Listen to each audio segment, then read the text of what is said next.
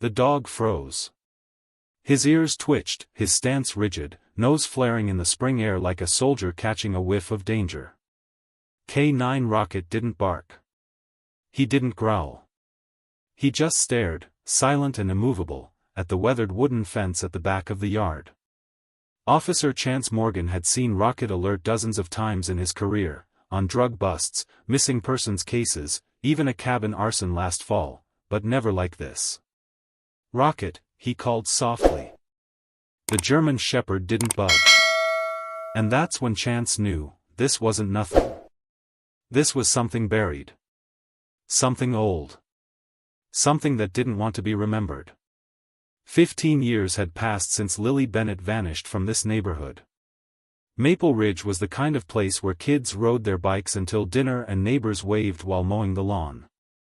It wasn't the kind of place where a 6-year-old vanished without a trace from her own backyard. But on May 12, 2008, that's exactly what happened. And now, on the exact same day 15 years later, Chance and Rocket were assigned to reopen the case. Cold case number 237. The kind of number that families come to hate. A number instead of a child's name. A drawer full of faded files instead of answers. Chance wasn't new to Maple Ridge. He'd grown up here. Played Little League just 3 blocks from the Bennett house. He remembered the search parties. The posters. The candlelight vigils. He remembered Lily's mom, Sarah, screaming at reporters that her daughter was alive. She still lived in that same house, and by all accounts, she still believed it. Most folks moved on. But Sarah didn't. Neither, it seemed, did Rocket. They were walking the perimeter of the Bennett backyard when Rocket stopped. The grass was damp from last night's rain. The wind carried the scent of lilacs and pine from the nearby trail. Birds chirped. Lawnmowers hummed in the distance. Then silence. Rocket stood at the corner where the Bennett fence met the property line of the neighbor, Harold Green, 73 years old, former VA janitor, widower, pillar of the community. Everyone called him Mr. Harold. He made great oatmeal cookies and still watched westerns on VHS tapes. Rocket sniffed low along the soil, digging a few inches into the mossy dirt with his front paws, tail stiff. "Whatcha got, boy?" Chance crouched beside him. That's when he saw it. A strip of faded pink ribbon, crusted in dirt, knotted like a bow. The exact kind of ribbon you'd see in a little girl's braid.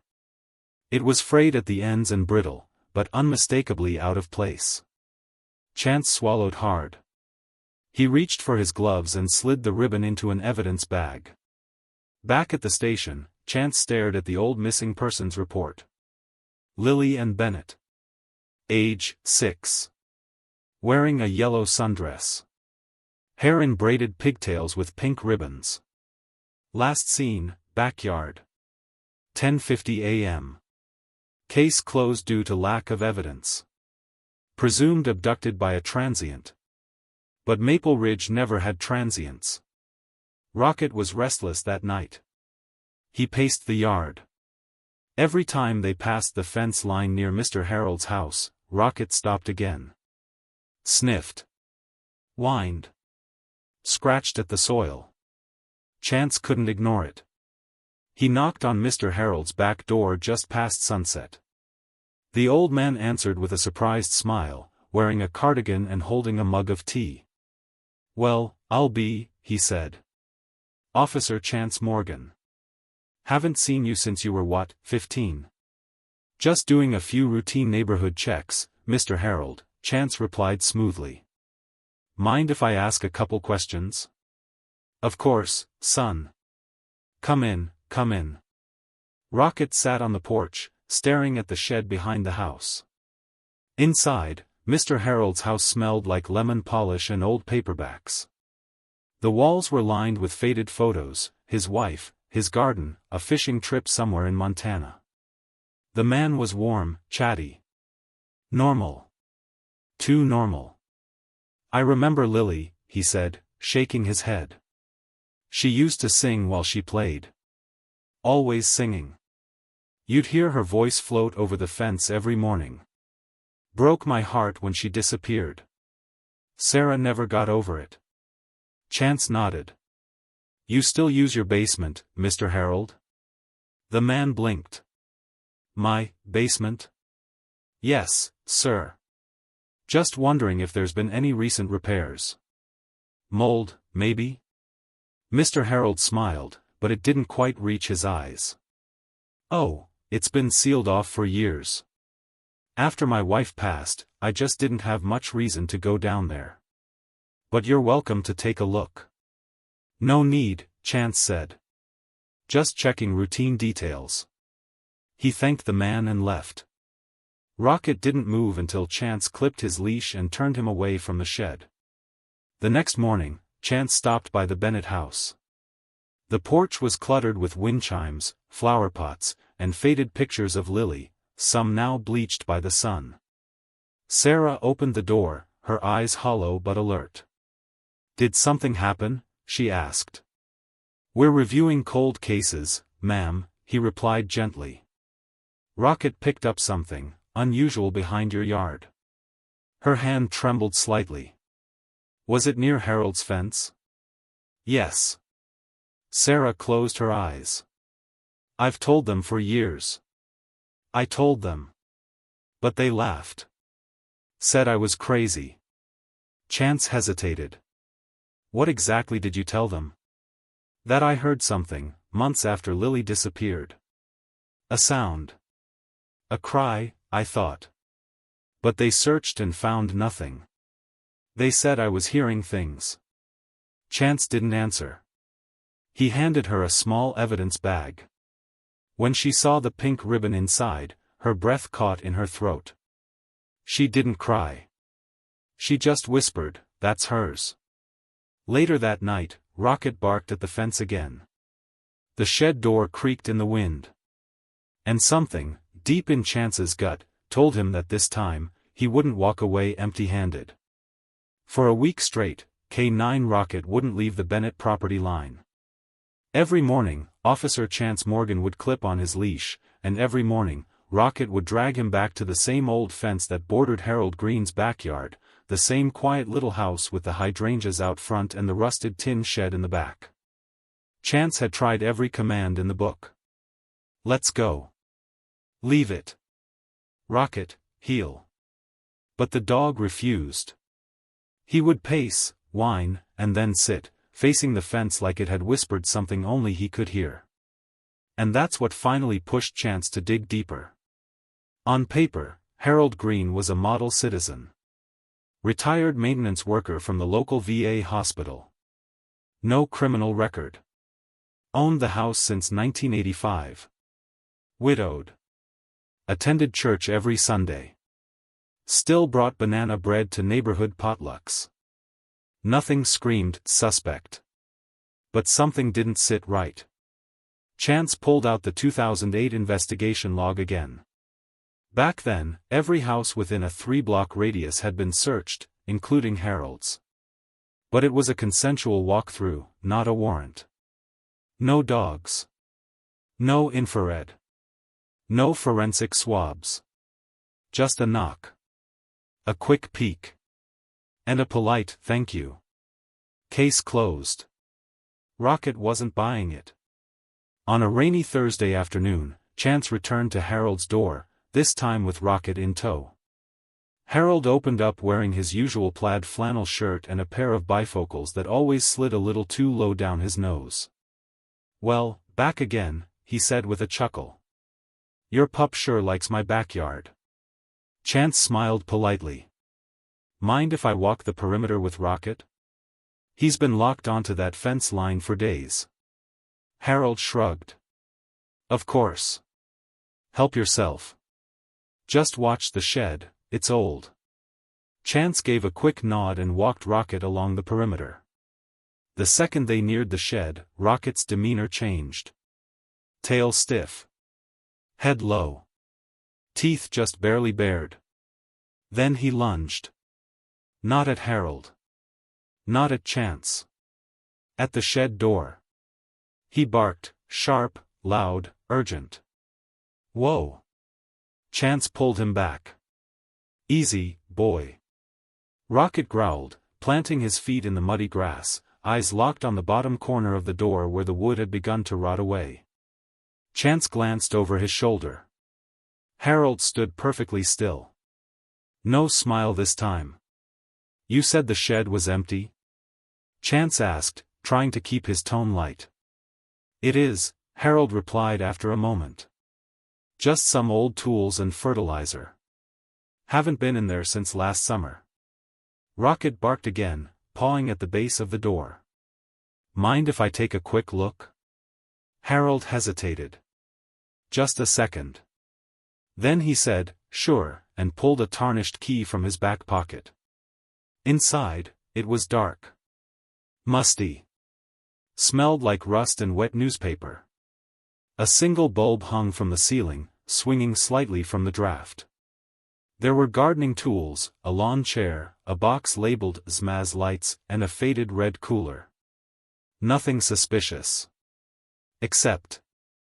Rocket's nose went straight to a trapdoor in the corner, one Chance hadn't noticed until the dog pawed at the floor. It was covered with a thin rug and a layer of dust. What's this? Chance asked. Harold rubbed the back of his neck. Old root cellar. Sealed shut. Haven't used it in decades. Rocket whined, loud this time. Chance felt a chill crawl up his spine. That night, back at the station, Chance filed a preliminary report. There wasn't enough for a warrant yet, but the pink ribbon, the toy, Rocket's consistent alerts, and now this cellar door, all pointed to one thing. Something had been overlooked in 2008. Something was still there. The next day, Sarah Bennett showed up at the precinct. She was holding a worn notebook, hands trembling. I need to talk to someone. Please. Chance led her into the interview room. I'm not crazy, she said before even sitting down. I know what people think of me. But I've kept track of everything. Every call. Every sound. Every possible lead. She opened the notebook and laid out a hand-drawn map of the neighborhood. Lines. Symbols. Notes in red ink. 3 nights after Lily disappeared, I heard tapping, she whispered. It was faint. Like from underground. I thought I imagined it. But the next night it happened again. Chance didn't interrupt. I walked around the yard, the fence, the shed, she continued. I even called it in. But the officer said it was probably pipes or a raccoon. Do you remember who responded? No, she said bitterly. They all stopped listening after the first week. Chance leaned forward. Sarah, did Lily ever visit Harold Green's house before she went missing? She hesitated. Yes, she said finally. Just once. He used to give out lollipops on Halloween. She thought he was nice. Chance wrote it down. Thank you, he said. You've just given me what I needed. That evening, he paid Harold another visit. I'm gonna need to look in that cellar, Mr. Green. The old man raised an eyebrow. Without a warrant? I can get one, Chance said calmly. But I figured I'd ask you first. Harold stared at him for a long time. Then he said, I'm tired, Officer Morgan. This conversation is over. He shut the door. Back at home, Chance sat at his kitchen table with Rocket curled at his feet. The pink ribbon lay in an evidence bag next to his coffee mug. The report was open on his laptop. The date read, May 18, 2023. Almost exactly 15 years to the day. Rocket shifted, ears perking up. Outside, something scraped against the back deck. Chance stood and opened the door. Nothing. Just wind. Pine needles. Night. Rocket growled, low and steady. And once again, he faced the old fence. Rocket didn't bark this time. He just stood perfectly still, nose pressed against the peeling basement door of Harold Green's house, his breath fogging the wood. The fur along his back stiffened. His body was frozen in one of those eerie canine postures that said more than words ever could.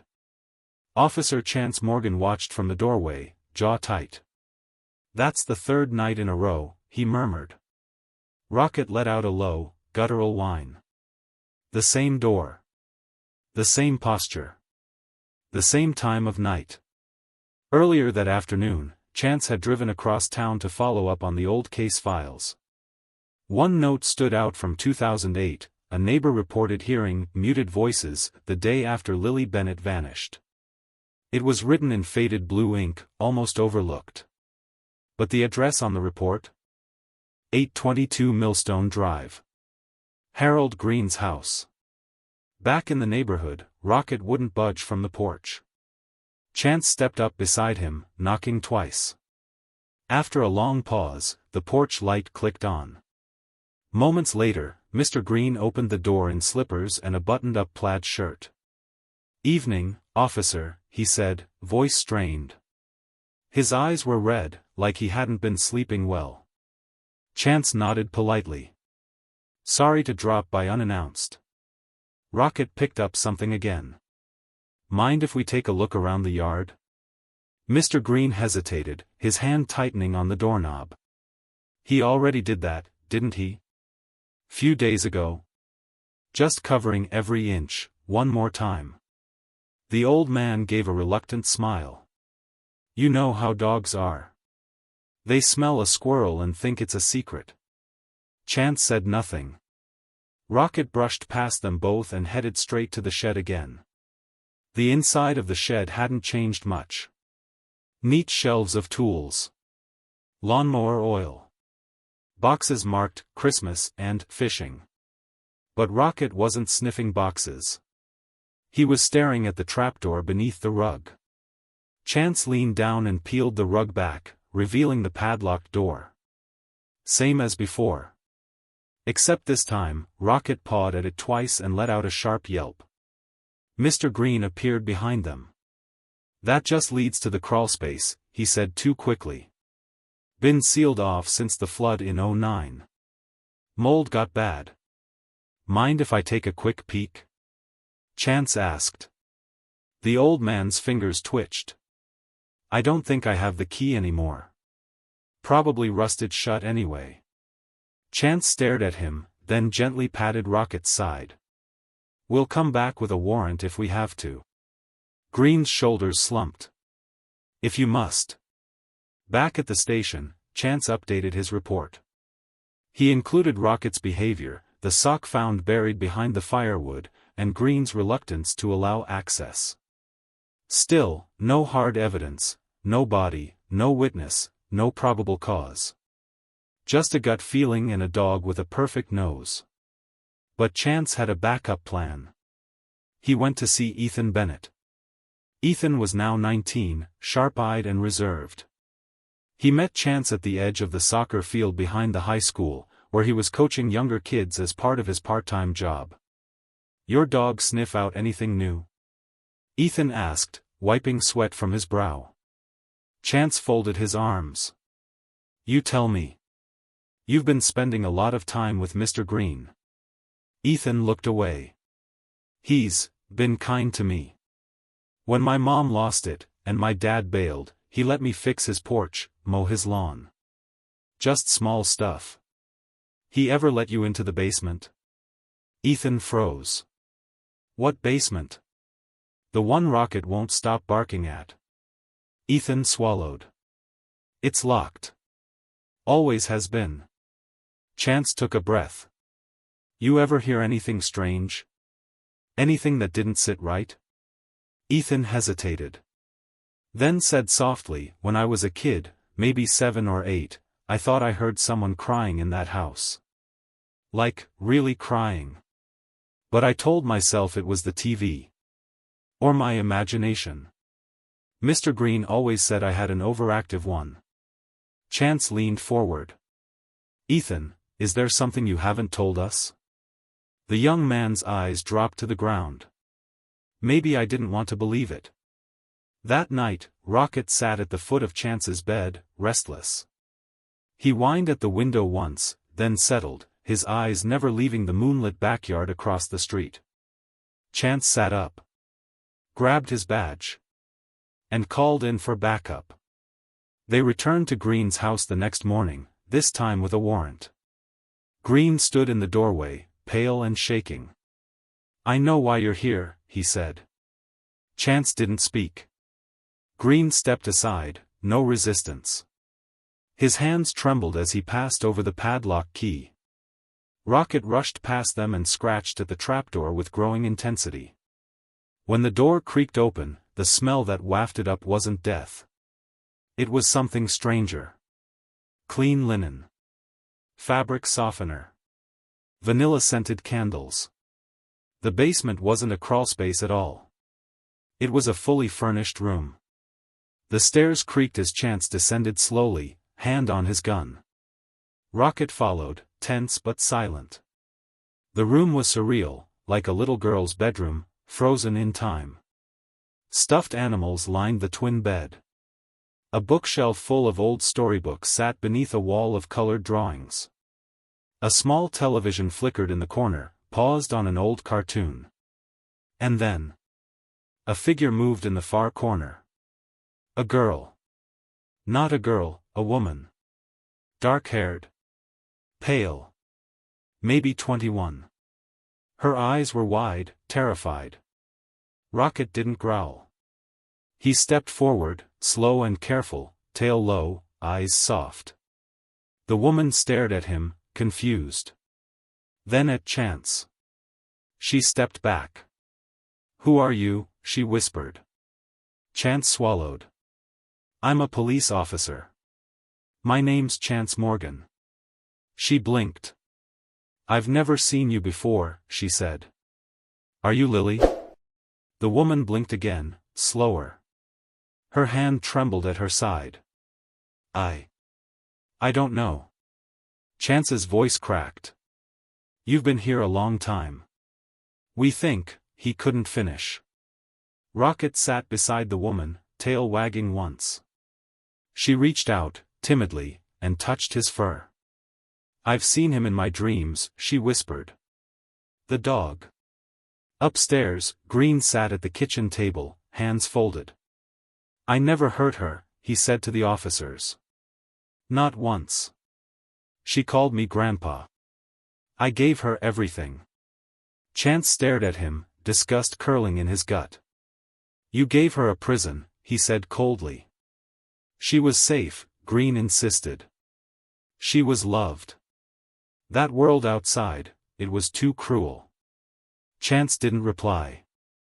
Later that evening, Sarah Bennett sat across the street in a cruiser, rocking in her seat, hands over her mouth. Her daughter, who she'd spoken to through dreams and ghosts and prayer for 15 years, was alive. In the house across the fence. A wall between worlds. And it took a dog to find her. The old house stood quiet beneath the Oregon rain, its wooden siding streaked with age, ivy crawling up the back like long-forgotten fingers. From the outside, Mr. Harold Green's home looked like any other on Maple Ridge Drive, quaint, harmless, frozen in time. But Rocket wouldn't let it go. Every shift, he returned to the fence. Every walk, he circled the same spot. He'd sniff, whine, scratch, then sit, head tilted, ears up, tail still. He knew something was wrong. Chance had learned long ago not to doubt the dog's instincts. Rocket was rarely wrong. But this time felt personal. The pink ribbon. The tiny sock. The old toy buried near the tree. It was all adding up. Just not fast enough. The warrant to search Harold Green's property had been denied again, no concrete evidence, just a persistent K9 and a handful of decaying items that could have been from anywhere. The DA wanted more. More than Rocket. More than a mother's unwavering belief. More than the gut feeling in Chance's chest that this case was about to break wide open. He sat in his patrol SUV that night, parked down the block, watching Harold's house through the windshield wipers. Inside, the old man moved slowly, drawing curtains, turning off lights. But he wasn't alone.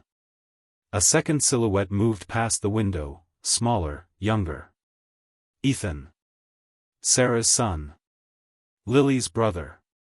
He'd been spending more time with Harold lately. Fixing gutters, hauling tools to the garage. At first, it seemed innocent. Harold needed help, and Ethan was the kind of kid who'd do what no one else would. But now, Chance wasn't so sure. "You've been spending a lot of time with Mr. Green," Chance said the next day, leaning on the open gate as Ethan worked on a busted lawnmower out front. Ethan wiped his hands on a rag, not looking up. "Yeah. He's old. Needs help. He pays me." "You trust him?" A pause. "More than I trust most adults," Ethan muttered. Chance caught the hesitation. The tension in his shoulders. The way his fingers clenched the wrench just a little too tight. "You ever been in his basement?" Ethan's eyes flicked up, just for a second. "No. It's locked. Mold or something." "Mold, huh?" Ethan shrugged. "That's what he says." Rocket, sitting beside Chance, let out a low rumble. Ethan looked at the dog, uneasy. "He always like that?" "No," Chance replied. "Only when something's wrong." That night, Rocket began to scratch at the floorboards inside Harold's home. Chance had returned with a non-invasive sound device, essentially a ground mic, hoping to pick up any acoustic irregularities beneath the floor. He had a hunch. Rocket had one too. They found it. Behind the basement wall, behind an old bookshelf bolted into place, was an area with sound feedback, not the solid thud of concrete, but hollow resonance. Like a room. Like someone was inside. Chance didn't wait. He filed an emergency motion with the DA's office citing probable cause and audio confirmation. It was risky, but admissible, barely. And it worked. The warrant was granted at 6:12 p.m. By 7:30, Chance was back at the property, this time with backup and a locksmith. Harold wasn't home. But the door opened. Rocket shot inside first, nose down, tail stiff. He didn't bark. He didn't growl. He bolted for the stairs. Downward. The basement smelled like dust and time. Mildew clung to the cinder blocks. Old furniture, tools, boxes lined the walls. But Rocket wasn't interested in any of that. He stood at the far corner, beside the old bookshelf. He stared. Chance ran his hand along the shelf's edge. His fingers found a groove. A notch. A hidden latch. Click. The bookshelf swung open with a groan. Behind it was a metal-reinforced door, insulated, sealed, and painted to blend with the basement wall. A keypad was installed beside the handle. Chance stepped back. "Get me bolt cutters," he told one of the officers. 15 minutes later, the door was open. And everything changed. The room was silent. Soft carpet. Pastel walls. A bed with handmade quilts. A small desk. A television set. Bookshelves. Toys. A closet full of clothes. A calendar with no dates. A world, inside a box. And sitting at the edge of the bed was a young woman. She looked up, startled. Her black hair was tied in a loose braid. Her face was pale, but healthy. Her eyes, big, expressive, searching, locked onto Rocket first. Then to Chance. She stood slowly.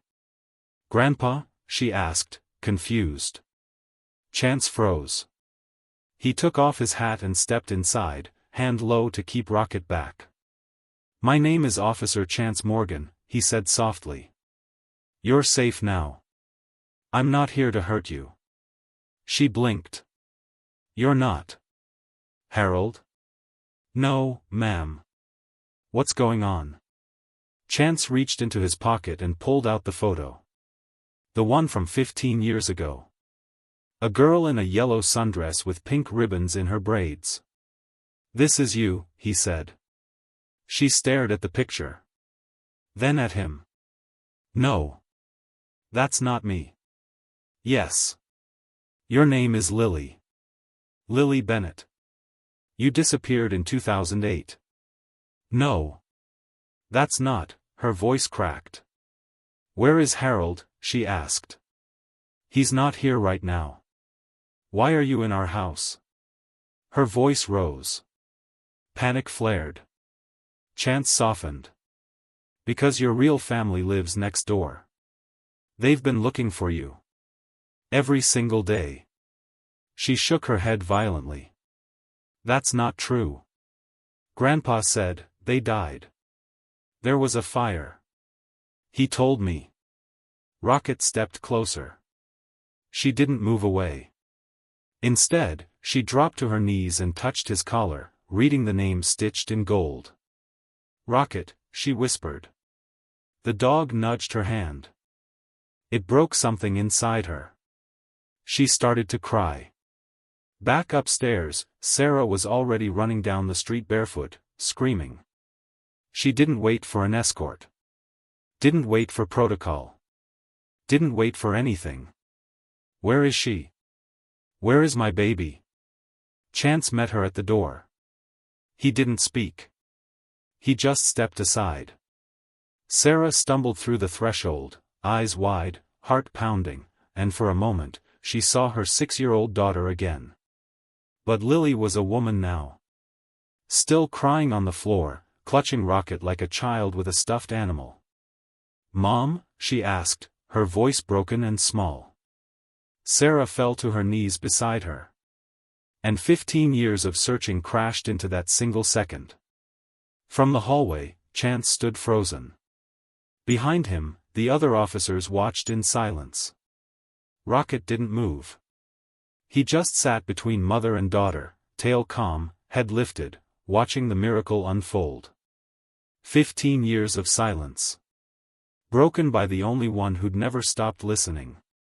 The door opened with a soft creak, and for a moment, nobody breathed. The room at the bottom of Mr. Harold Green's basement stairs wasn't what anyone expected. No chains. No filth. No chaos. It was tidy. Almost unsettlingly so. There was a twin-sized bed with soft pink sheets. A small desk. Bookshelves filled with children's novels. Posters of butterflies and stars, faded by time, but clearly once carefully placed. A small TV sat in the corner, and a calendar hung on the wall, stopped at May 2008. And sitting quietly in a wooden chair at the center of the room, was a young woman. Her hair was long and dark. Her skin pale. She was reading a book and didn't even look up until K9 Rocket trotted gently to her side. The moment she saw Rocket, her expression lit up, just for a second. "Grandpa," she said softly. Behind her, Officer Chance stood frozen at the top of the stairs. "Lily," he whispered. The girl, now a woman, stood up slowly, the book still in her hand. She was cautious but not afraid. And as her eyes landed on Chance, confusion replaced her calm. "Who are you?" she asked. It took hours to gently unravel the truth. And even longer to bring her upstairs. Lily Bennett had been missing for 15 years, just 5 steps away from her childhood home. She believed her parents had died in a car crash. She believed Grandpa Harold had taken her in when no one else could. "He said my parents were too far away," she told the child psychologist later. "That they were looking down from heaven. He told me I was special." Rocket never left her side. Neither did Chance. The hardest part wasn't explaining what had happened, it was deciding how to tell her who she really was. Chance had to prepare Ethan first. "She's alive," he said, tears in his eyes. "And she's okay." Physically. But mentally, this is gonna take time. Ethan could barely speak. For so long, his sister had been a photograph on the wall, a ghost in the house, a name no one said out loud. Now, she was real. Breathing. Alive. He asked to see her. Not in the hospital. Not with doctors around. Just, somewhere quiet. So chance brought him to the community center's garden room. Lily was waiting there with Rocket curled beside her, napping in the sun. When Ethan stepped in, he stood frozen. Lily looked up from her chair and tilted her head. "I've seen you," she said softly. "In a photo. You were a little boy." Ethan nodded, tears welling in his eyes. "And you were my big sister." Lily blinked, her hands trembling slightly. "I remember a red swing," she whispered. "You used to push me." Ethan knelt beside her. "That was our backyard." She reached out, hesitantly, and touched his face. And then, like a dam breaking, she fell into his arms. The reunion with Sarah, her mother, was far less smooth. Sarah had unraveled over the years, her grief transforming into obsession. She had clung to Lily's room, Lily's voice, Lily's scent, anything that proved her daughter still existed. And now, here she was. A 21-year-old woman with guarded eyes and no memory of calling her mom. Sarah collapsed when she saw her. "My baby," she sobbed. "I knew you were alive." But Lily pulled back, visibly uncomfortable. She didn't know this woman. She wasn't ready. And that shattered Sarah completely. The weeks that followed were complicated. Lily was moved into a protected trauma recovery program. She was assigned a counselor, a trauma therapist, and a legal advocate.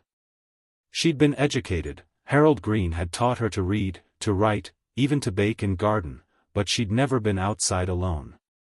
Never gone to a grocery store. Never owned a cell phone. Never sat in a classroom. The world overwhelmed her. But Rocket didn't. He became her anchor. Every day, when therapy got too intense, Rocket would lie next to her bed, placing his chin gently across her lap. He didn't demand. He didn't question. He just stayed. Like he always did. The story broke on national news within 48 hours. Missing girl found alive after 15 years, held next door. Local K9 leads officers to unthinkable discovery. People were shocked. Angry. Confused. But mostly, they were amazed she had survived. Harold Green, already in hospice care, never faced trial. He passed away within a month of the discovery. In a final, handwritten letter addressed to the Bennett family, he wrote, "I know I've committed an unforgivable sin. I only ever wanted family. I never laid a hand on Lily, and I tried to give her a good life. But I stole yours in the process. I don't expect forgiveness. I only hope someday, Lily can understand that I loved her, in my own broken way." Ethan burned the letter. Lily never read it. Officer Chance was offered a medal for his part in the case. He declined. "Rocket's the hero," he said. And Rocket? He didn't care about ceremonies or cameras. He only cared that Lily was safe. That his instincts had been right. That the job had been finished. He retired from active duty 6 months later, officially adopted by Lily herself. "He saved my life," she told the press. "He's the only one I trusted when everything else felt unreal." A year passed. Lily got her GED. She enrolled in community college. She still had flashbacks, still struggled with trust, but she smiled more. She laughed at Ethan's dumb jokes. She even learned how to drive. Sarah was placed in long-term psychiatric care. She visited occasionally, but only under supervision. And every Sunday afternoon, Lily, Ethan, and Rocket walked the path behind their old backyard, through the fence line that had once separated their lives. One quiet Sunday, Lily paused beside that same fence. "I don't remember everything," she said. "You don't have to," Ethan replied. "We're building new memories now." Rocket barked once and chased a butterfly into the bushes. To everyone who followed this story, thank you for staying with us. This wasn't just a case about a missing child. It was about time lost, and time reclaimed. It was about a dog who never gave up. And a family that somehow, against all odds, found its way back to each other. If you were in Lily's shoes, would you be able to forgive? Would you want to know the truth? Would you embrace the life you never knew you had? Let us know in the comments below. And don't forget to subscribe for more stories like this, where justice has four paws, and never stops digging.